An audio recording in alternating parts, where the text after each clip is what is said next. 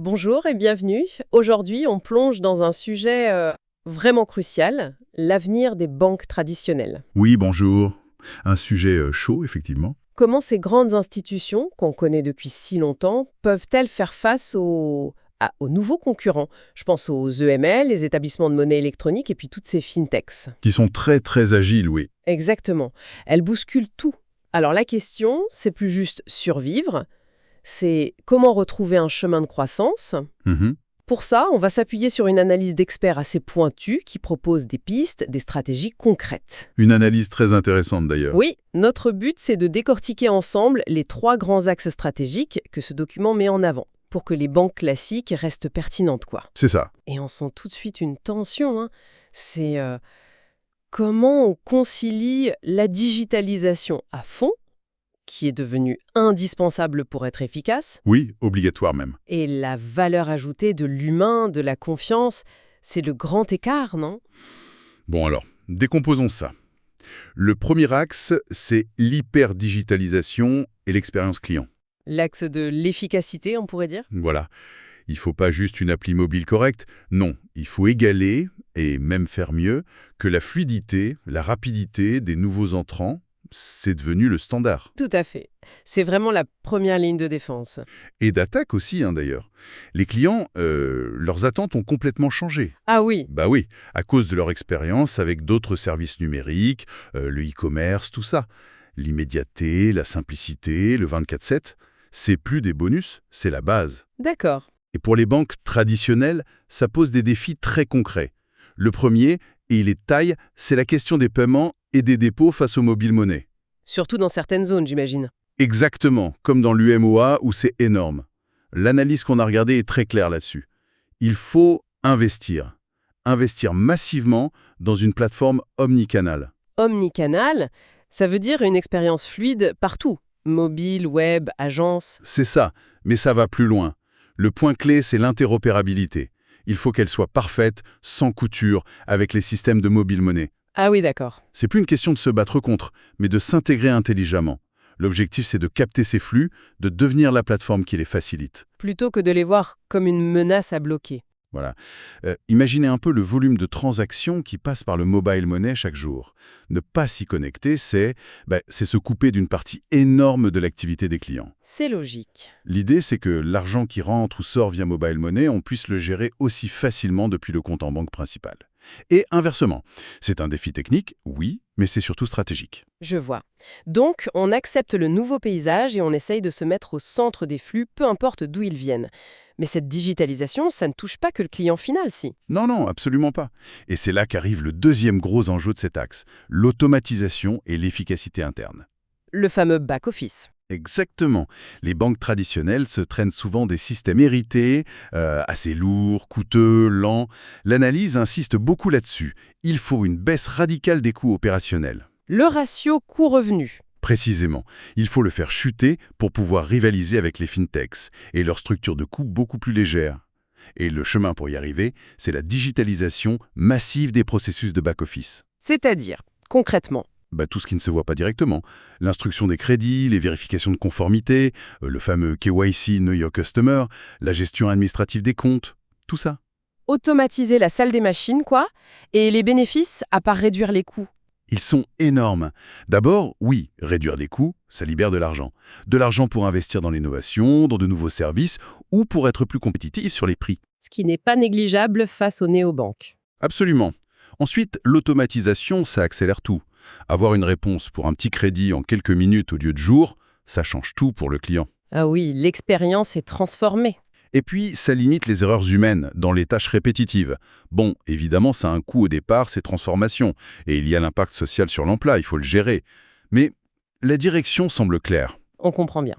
Optimiser l'interne pour être meilleur à l'extérieur. Et le 3e point de cet axe digital, c'était la relation client elle-même. Oui, et là, c'est peut-être le plus fascinant.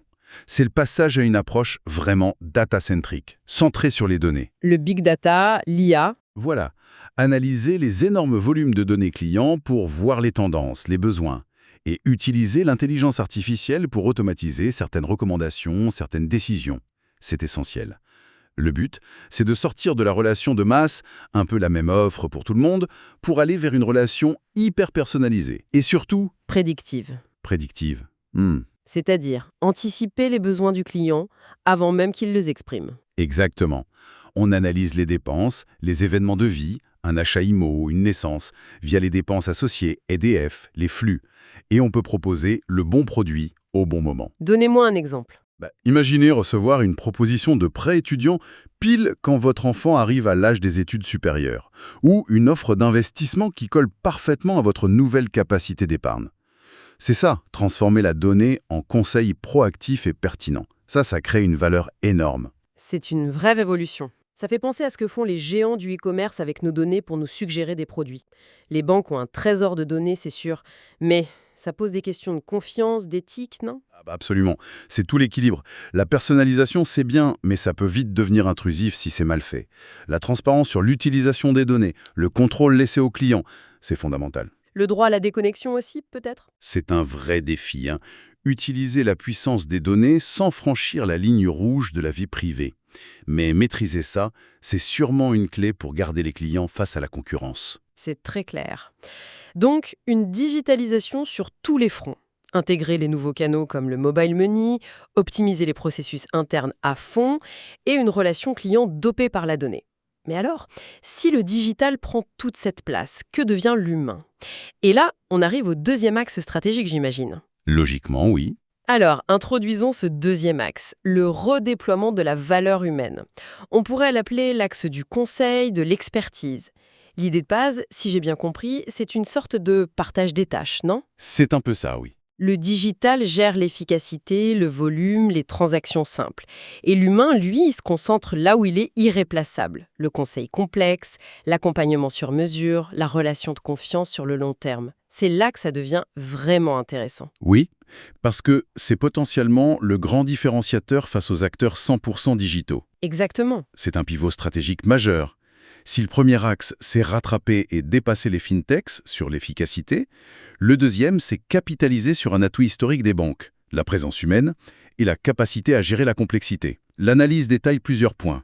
D'abord, ça veut dire redéfinir complètement le rôle des agences physiques. Ah, l'agence. Fini l'endroit où on va juste retirer de l'argent ou faire un virement. En grande partie, oui. Ces opérations simples, elles sont de plus en plus digitales. Donc les agences, elles doivent changer. Pas forcément disparaître, mais muter, En quoi? en centres d'expertise. Des lieux dédiés aux conseils à haute valeur ajoutée. Gestion de patrimoine, planification financière, financement de projets complexes pour les PME, les ETI. Les entreprises de taille intermédiaire, oui. Et un domaine qui monte, le conseil et le financement liés aux critères ESG. Environnementaux, sociaux, de gouvernance. C'est devenu incontournable. L'agence devient un lieu où on rencontre des experts, plus un simple guichet. Un hub d'experts, comme on disait. Mais alors, les gens qui travaillent dans ces agences, ils doivent savoir des compétences très différentes d'avant, non? Et voilà le deuxième enjeu clé de cet axe, les compétences. Il faut une montée en compétences massive, continue. On parle d'upskilling, de reskilling. Former, reformer? C'est ça. Le conseiller bancaire ne peut plus être juste un généraliste qui vend des produits standards. Il doit devenir un vrai expert. Souvent avec une double compétence. Financière pointue bien sûr, mais aussi sectorielle. Comprendre le métier de son client entreprise, par exemple. C'est exigeant. Très. Et l'analyse de 2024 qu'on a vue insiste là-dessus.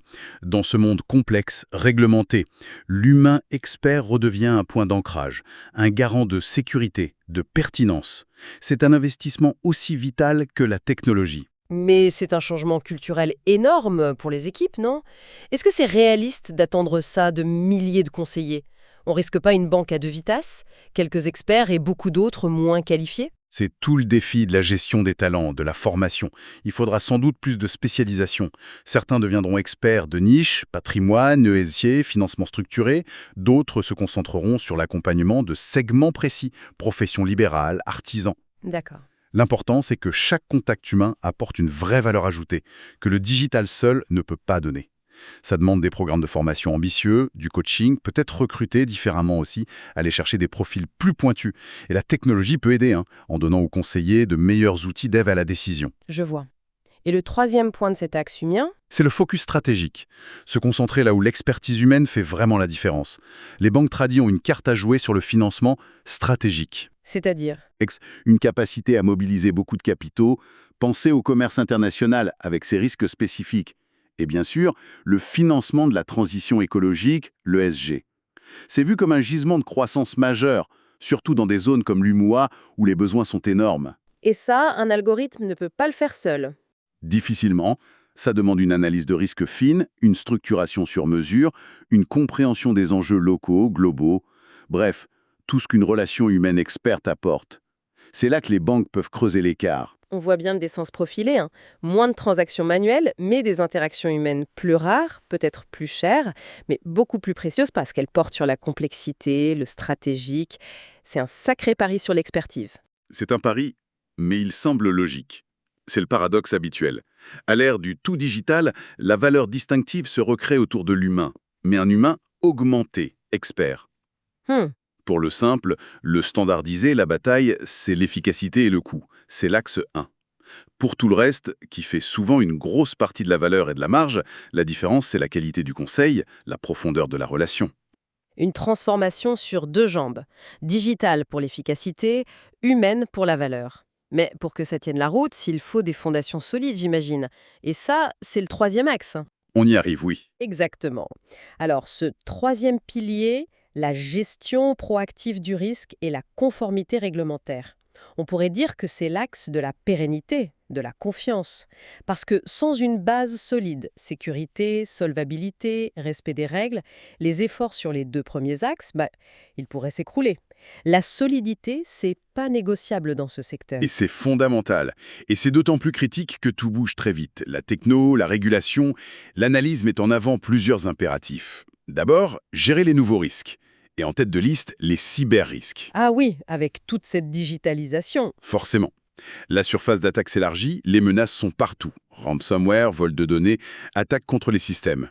L'analyse de 2024 est formelle. Il faut investir massivement et en continu dans la cyberdéfense. C'est plus une dépense technique, c'est stratégique. Exactement. C'est protéger le bien le plus précieux. La confiance des clients, la réputation.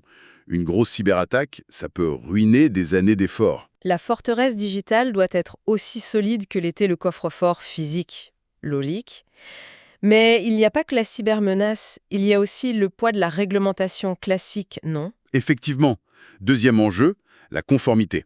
La compliance. Les banques sont sous un déluge de règles de plus en plus complexes. Les règles prudentielles comme BAL 3, BAL 4 sur les fonds propres, la liquidité. La lutte contre le blanchiment aussi. La LCBFT, oui, lutte contre le blanchiment et le financement du terrorisme. Ça demande une vigilance de tous les instants, des processus de contrôle très lourds. C'est souvent vu comme une contrainte, un fardeau coûteux. Et ça l'est souvent, non? Ça peut ralentir par rapport aux fintechs qui sont moins régulés. C'est vrai, ça impose des contraintes. Mais l'analyse propose une autre vision. Voir la conformité non pas comme un poids mort, mais comme un avantage compétitif. Ah bon? Comment? En visant l'excellence. Une gestion des risques parfaite, une conformité exemplaire, ça devient un gage de sérieux, de stabilité. C'est un signal fort envoyé aux clients, surtout les entreprises, les clients fortunés, aux partenaires, aux régulateurs, aux investisseurs. Une sorte de label de qualité? En quelque sorte, oui. Dans un monde incertain, être vu comme l'acteur le plus solide, le plus fiable, ça peut devenir un argument commercial très fort. Difficile à copier pour des acteurs plus jeunes ou moins structurés. Transformer la contrainte en atout. Intéressant. Et le dernier point de cet axe pérennité? Maintenir une solvabilité solide. Avoir assez de fonds propres pour absorber les coups durs, les risques de crédit, de marché, opérationnels, y compris cyber, et pour respecter les exigences de Bâle. Et la situation actuelle est comment? L'analyse dit que le secteur dans la zone étudiée était plutôt solide en 2024, avec un ratio de solvabilité moyen vers 14,7%. C'est au-dessus des minimums. Mais elle insiste sur le besoin continu de renforcer ses fonds propres. Pourquoi continuer si c'est déjà correct? Plusieurs raisons. D'abord, les stratégies des axes 1 et 2. Ça coûte cher. Les investissements techno pour l'hyperdigitalisation. Oui, Ensuite, se recentrer sur des financements plus complexes, grands projets, PME, ESG, comme on a vu à l'axe 2, ça comporte plus de risques de crédit. Donc, il faut plus de capital en face. logique. Et enfin, l'environnement économique réglementaire reste incertain. Avoir des coussins de fonds propres supplémentaires, ça permet d'absorber les chocs futurs sans trembler. Donc la solidité financière, c'est pas juste une obligation, c'est le carburant pour financer la transformation et durer. Sans ça, les belles stratégies digitales et humaines, elles sont fragiles. Bien compris. Ce troisième axe, c'est un peu la fondation qui permet de construire les deux autres étages. Si on essaye de synthétiser tout ça, l'analyse nous peut importer d'une transformation profonde, presque une mue pour les banques traditionnelles. Donc qu'est-ce que ça veut dire au fond? Il faut accepter un arbitrage audacieux, non? Oui, un arbitrage clair et net. Oser déléguer de plus en plus le transactionnel, le volume, le quotidien, à la machine, au digital, pour gagner en efficacité, en rapidité, pour maîtriser les coûts. C'est une condition de survie face au nouveau. C'est exactement le premier côté de la médaille.